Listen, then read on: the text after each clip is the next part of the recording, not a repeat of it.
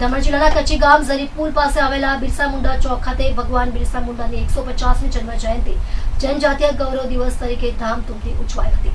દમણ જિલ્લા આદિવાસી સમાજ દ્વારા કરાયેલા આયોજનમાં સ્થાનિક નેતાઓ અને આદિવાસી આગેવાનો ઉપસ્થિત રહ્યા હતા। આ પ્રસંગે દમણ દીવના સાંસદ ઉમેશ પટેલે ભગવાન બિરસા મુંડાની પ્રતિમા પર પુષ્પાંજલિ અર્પણ કરી હતી। તેમણે કાર્યક્રમ દરમિયાન દમણ પ્રશાસન પર આદિવાસી સમાજના હકોનું શોષણ કરવાનો ગંભીર આરોપ મૂક્યો હતો।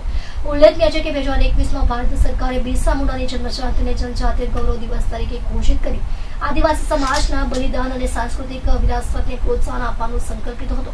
સાંસદ ઉમેશ પટેલે પોતાની ઉક્તિમાં દમણ પ્રશાસનની તાનાશાહી નીતિઓ પર આકરા પ્રહારો કર્યા હતા। લોકશાહી સ્થાપિત કરવાની પ્રતિબદ્ધતા વ્યક્ત કરી હતી। આ કાર્યક્રમમાં ભાજપના પ્રદેશ અધ્યક્ષ દીપેશ ટંડેલ કેન્દ્ર સરકાર દ્વારા આદિવાસી સમાજના વિકાસ માટે કરવામાં આવેલા પ્રયાસોને રેખાંકિત કર્યા હતા। નગરપાલિકા અધ્યક્ષ અસ્પી દમણિયા, ભાજપ ઉપાધ્યક્ષ નવીન પટેલ સહિત આદિવાસી સમાજના અનેક આગેવાનો ઉપસ્થિત રહ્યા હતા। આદિવાસી સમાજના હિતોની રક્ષા અને તેમના અધિકારો માટે આદિવાસી નેતાઓએ એકતા અને સંગઠિત પ્રયત્નોની અપીલ કરી હતી।